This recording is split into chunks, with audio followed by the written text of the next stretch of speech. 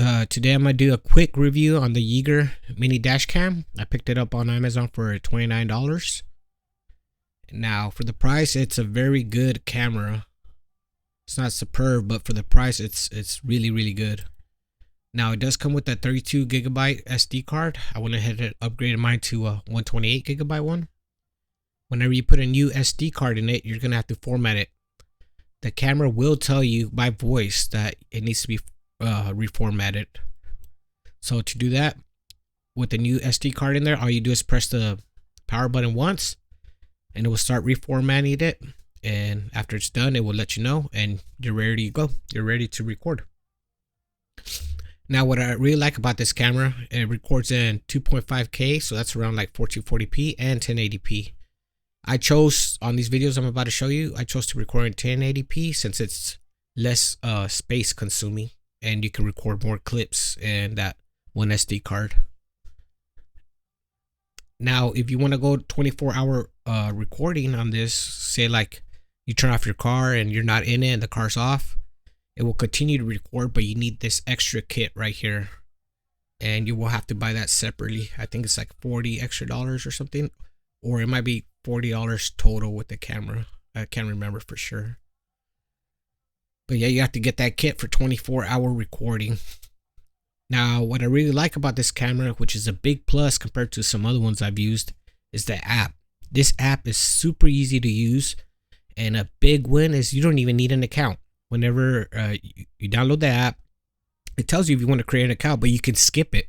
That's incredibly rare these days where you can skip making an account. And then you connect to your camera through the Wi-Fi, which you have to go on your phone to the Wi-Fi, find your camera, and then enter the factory password, which will be in your documents. And you'll be able to access all your videos directly from the SD card. No cloud downloads, no uploading to the cloud and then downloading. You'll be able to directly access your videos from the SD card to your phone. So minimum buffering and stuff like that, because it's directly to it. That's a big plus. Now this camera is really small, so whenever you have it in your windshield, wherever you put it, it won't obscure your view all that much. And whenever the camera is recording, if you want to save, say you witness an incident or something, and you want to lock the video, all you do is press the power button once, and it will lock the video. It won't get overridden since this camera, like if the storage gets full, it'll start recording over the old footage with new footage. But if you lock the footage, it won't do that. It'll keep it safe. Now, if you want to stop recording while you're driving, say you don't want to record something, you hold the button down for 5 seconds and it will stop recording. Now, if you want to reset your camera to factory settings, you hold it for 8 seconds. And this is for screenshots, if you want to take a screenshot. Now this blue light will blink when it's recording. Apart from the audio, it will tell you that's recording, and then the blue light will blink, so visually you know it's recording, and that's a good thing. And then of course the red is that has power.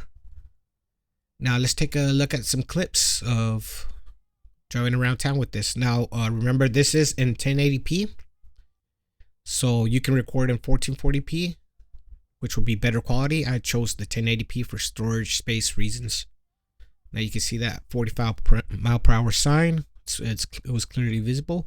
Now this video ain't 4K cinema quality video, but if something happens, as long as you see who did what and what happened at what time, stuff like that, that's all that matters to law enforcement and the insurance company.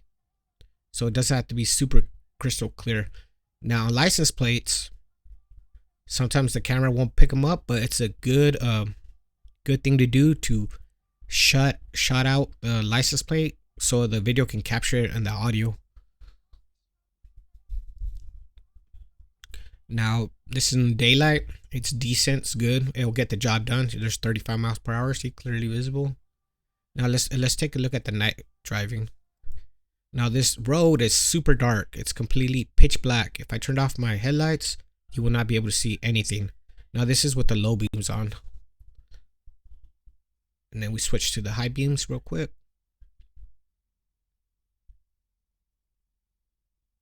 There you go. So see, in this pitch black road, it still captures really good. So on a well lit street, it would be even better. So as you can see, you can see the individual fence posts. And you can make out that stop sign pretty good. So yeah, that's pretty good video for a $30 camera.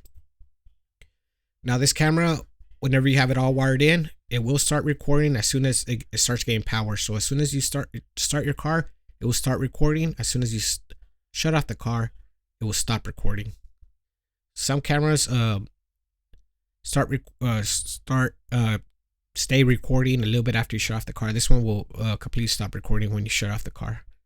So all right, guys, there you go. If you have any questions or comments, leave it down below and I'll get back with you with the answers. Thank you.